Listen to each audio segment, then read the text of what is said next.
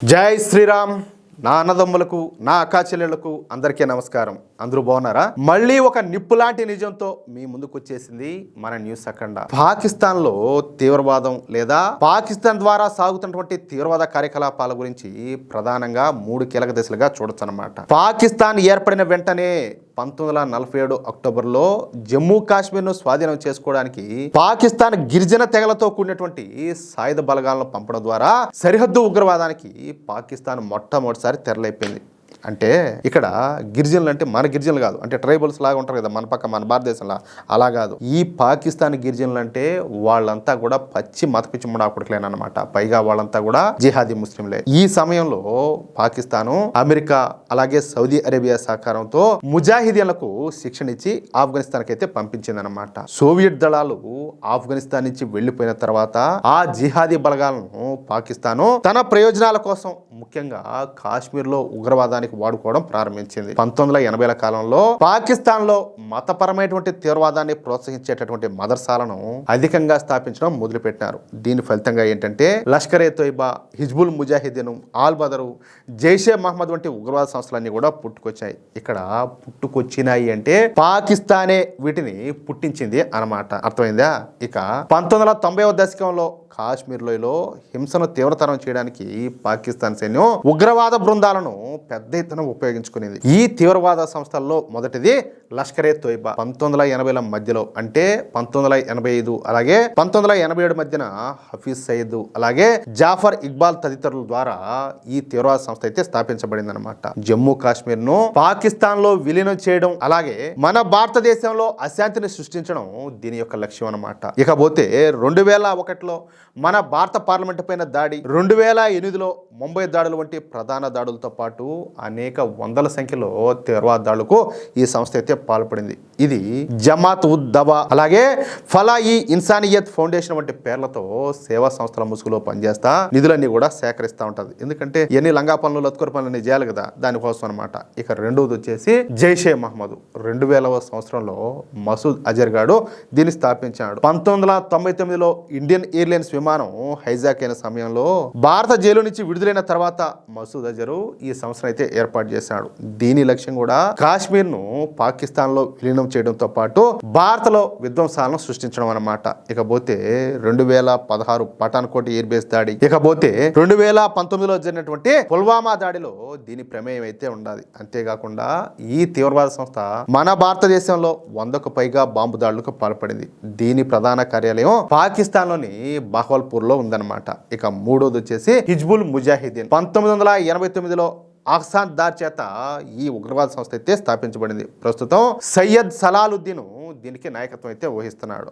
దీని లక్ష్యం కూడా కాశ్మీర్ను భారతదేశం నుంచి వేరు చేయడం అనమాట. అంతేకాకుండా మన భారత్ను 1000 ముక్కలు చేయడం. అర్థమవుతుందా? ఇది పాకిస్తాన్ మద్దతు ఉన్నటువంటి పురాతన ఉగ్రవాద సంస్థల్లో ఒకటనమాట. ఇకపోతే ఆల్ ఖైదా. పాకిస్తాన్ లోని గిరిజన ప్రాంతాల్లో ఆశ్రయం పొందుతూ స్థానిక సంస్థల సహకారంతో అంతర్జాతీయ ఉగ్రవాద కార్యకలాపాలను నిర్వహిస్తూ ఉంటది.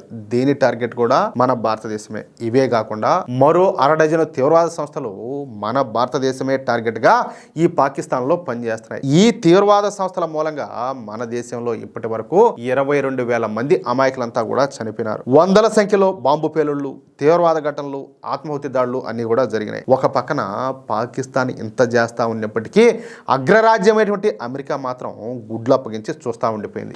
ఈ తీవ్రవాదం విషయంలో ఎటువంటి వ్యాఖ్యలు చేయకుండా సైలెంట్ గా ఉండిపోయింది అనమాట. కానీ మొట్టమొదటిసారి అమెరికా పాకిస్తాన్ తీవ్రవాదం గురించి నోరిప్పింది. తీవ్రవాదానికి పాకిస్తాన్ పూర్తి స్థాయిలో సహాయ సహకారాలను అందిస్తానని ఈ ప్రపంచానికి అయితే తెలియజేసింది. అంతేకాకుండా ఈ ఉగ్రవాద దేశమైనటువంటి పాకిస్తాన్ ను అత్యంత ప్రమాదకరమైనటువంటి దేశాల జాబితాలో నిలిపిందనమాట. అమెరికా విదేశాంగ అలాగే కాంగ్రెషనల్ రీసెర్చ్ సర్వీస్ సంస్థలు కలిసి ఒక రీసెర్చ్ చేసి ఆ నివేదికను అయితే వెల్లడించాయి. ఇక్కడ కాంగ్రెస్ రీసెర్చ్ సర్వీస్ అంటే అదేదో మన దేశంలో ఉన్నది కదా ఒక పార్టీ, ఆ పార్టీ అనుకుంటారేమో. అది కాదు, అది అమెరికన్ కాంగ్రెస్ రీసెర్చ్ సంస్థ అనమాట. ఇక ఈ సంస్థలు తమ నివేదికలో పాకిస్తాన్ భూభాగం ఉగ్రవాద గ్రూపులకు సురక్షితమైనటువంటి ఆశ్రయంగా ఉందని, అక్కడి నుంచి భారత్ అలాగే ఆఫ్ఘనిస్తాన్ లక్ష్యంగా చేసుకుని ఈ ఉగ్రవాదులంతా కూడా కార్యకలాపాలు సాగిస్తున్నారని యుఎస్ స్టేట్ స్టేట్ డిపార్ట్మెంట్ తన కంట్రీ రిపోర్ట్స్ ఆన్ టెర్రరిజంలో పేర్కొనిందనమాట. లష్కర్ ఏ తోయిబా, జైషే మహమ్మద్, అలాగే హుక్కానీ నెట్వర్క్ వంటి సంస్థలు పాకిస్తాన్ నుంచి ఎప్పటికి కూడా పనిచేస్తున్నాయని అమెరికా కాంగ్రెస్ నివేదికలు అయితే స్పష్టం చేసినాయి. అంతేకాకుండా పాకిస్తాన్ సైన్యం అలాగే పాకిస్తాన్ గూఢాచారి సంస్థ అయినటువంటి ISI కొన్ని ఉగ్రవాద గ్రూపులతో సంబంధాలు కలిగి ఉన్నాయని అమెరికా రక్షణ శాఖ అధికారులు ఈ నివేదికలు అయితే పేర్కొన్నారు. అంతేందుకు వాడు ఒసామా బిన్ లాడెన్ ఉన్నాడు కదా, ఇవిడు అమెరికా మీదనే దాడి చేసినాడు. వాడు అలాంటి వాడు ఎక్కడ దొరికినాడు వీళ్ళకు? పాకిస్తాన్ లోనే దొరికింది. ఇంక దీనికంటే ఇంకేమని చెప్పాలి? ఇంకా అది ఉగ్రవాద దేశము, అది ఉగ్రవాదానికి పుట్టినిల్లు, వాళ్ళందరినీ కూడా పెంచుతుంది, పోషిస్తుంది, వాళ్ళని నెత్తినెక్కించుకొని ఊరేగుతుంది అని చెప్పేసి ఇంతకంటే ఇంక ఎగ్జాంపుల్ ఏం కావాలా? ఉదాహరణ అవునా కాదా? ఒకసారి ప్రతి ఒక్కరు ఆలోచించండి. 2025 నాటికి పాకిస్తాను ప్రపంచంలోనే ఉగ్రవాద ప్రభావం ఎక్కువగా ఉన్నటువంటి దేశంగా మారిందని, ముఖ్యంగా TTP అలాగే BLA వంటి గ్రూపుల వల్ల దాడులు మరింతగా పెరిగాయని అమెరికా నివేదికలు అయితే హెచ్చరించాయి. మొత్తానికి ఈ ఉగ్రవాద దేశమైనటువంటి పాకిస్తాన్ లో ఉగ్రవాద వ్యవస్థలు బలంగా ఉన్నాయని, అలాగే అవి ప్రాంతీయ శాంతికి ముప్పుగా ఉన్నాయని చెప్పేసి అమెరికా అయితే వెల్లడించింది. ఈ పాకిస్తాన్ భూభాగం నుంచి ఇప్పటికీ కనీసం 15 ప్రధాన ఉగ్రవాద గ్రూపులు పనిచేస్తున్నాయని ఈ నివేదిక అయితే వెల్లడించింది. వీటిలో 12 సంస్థలను అమెరికా చట్టం ప్రకారం విదేశీ ఉగ్రవాద సంస్థలుగా గుర్తించినప్పటికీ ఆ తీవ్రవాద సంస్థలకు పాకిస్తాన్ సహాయం చేస్తూనే ఉందని ఈ నివేదిక అయితే తెలియజేసింది. కాదులే, ఇంక పందెన్నాక పిల్లల్ని ఎంటాది, పిల్లల్ని నాక పాలు ఇచ్చాది. అది ఇంక పిల్లల్ని నిన్నారు, ఇంక వాటిని వదిలేస్తారా? ఖచ్చితంగా పాలు ఇచ్చారు, ఇచ్చానే ఉంటారు, దాంట్లో ఆపేది ఏముండదు. వాళ్ళ జనాల కన్నా ఏమైనా మంచి చెడ్డ చూచారో లేదు తెలియదు, కానీ ఈ ఉగ్రవాదులకు అందరికీ కావాల్సినవన్నీ కూడా చేస్తుంది. ఎందుకంటే అది ఒక పాకిస్తాన్ కాబట్టి. భారత్ను లక్ష్యంగా చేసుకున్నటువంటి లష్కర్ ఏ తోయిబా అలాగే జైషే మహమ్మద్ వంటి సంస్థలు పాకిస్తాన్ నుంచి తమ కార్యకలాపాలను కొనసాగిస్తూ భారతదేశంలో అశాంతిని సృష్టించేందుకు ప్రయత్నాలు చేస్తున్నాయని ఈ అమెరికా నివేదికలు అయితే పేర్కొందన్నమాట. అంతేకాకుండా ఈ ఉగ్రవాదం వల్ల ప్రపంచంలోనే అత్యంత ప్రభావితమైనటువంటి దేశంగా ఈ పాకిస్తాను మొదటి స్థానంలో నిలిచిందని 2021లో ఆఫ్ఘనిస్తాన్లో తాలిబాన్లు అధికారంలోకి వచ్చిన తర్వాత పాకిస్తాన్లో ఉగ్రవాద కార్యకలాపాలు ఒక్కసారిగా పెరిగిపోయాయని ఈ నివేదికలు అయితే తెలియజేశారు. అంతేకాకుండా అమెరికా విదేశాంగ శాఖ పాకిస్తాన్ పర్యటనల విషయంలో కఠినమైనటువంటి హెచ్చరికలను కూడా జారీ చేసింది. అర్థమవుతుందా? పాకిస్తాన్ ను లెవెల్ 3 అంటే రీకన్సిడర్ ట్రావెల్ అంటే ప్రయాణాన్ని పునరాలోచించుకోండి అన్న జాబితాలో ఉంచిందనమాట. అంటే మీరు గనక ఒకవేళ పాకిస్తాన్ పోవాలనుకుంటే మీరు మళ్ళీ ఒకసారి ఆలోచించుకుంటారా నాయనా, మీరు పోవాలనుకునే దేశం అది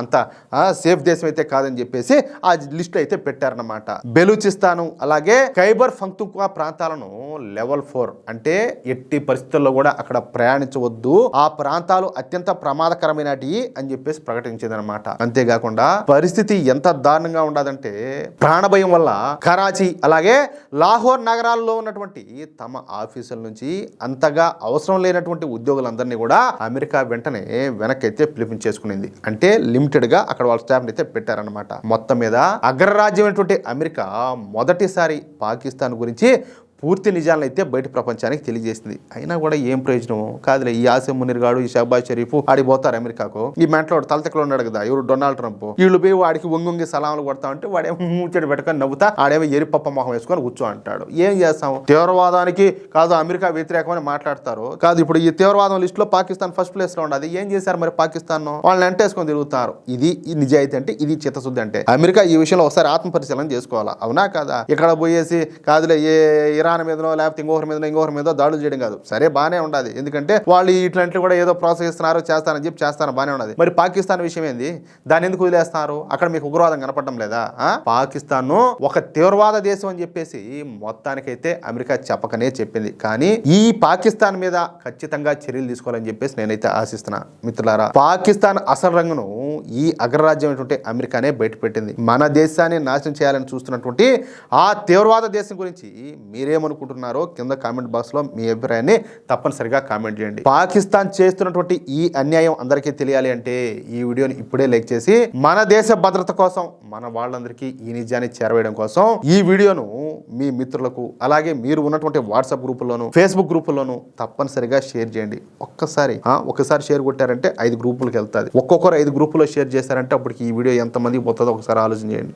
ఇలాంటి మరెన్నో నిప్పు లాంటి నిజాల కోసం మన న్యూస్ అఖండ ఛానల్ని ఇప్పుడే సబ్స్క్రైబ్ చేసుకోండి. అలాగే ఆ పక్కనే ఉన్నటువంటి గంట సింబల్ నొక్కడం మాత్రం మర్చిపోవద్దు. జై శ్రీరామ్, జై హింద్, భారత్ మాతాకి జై.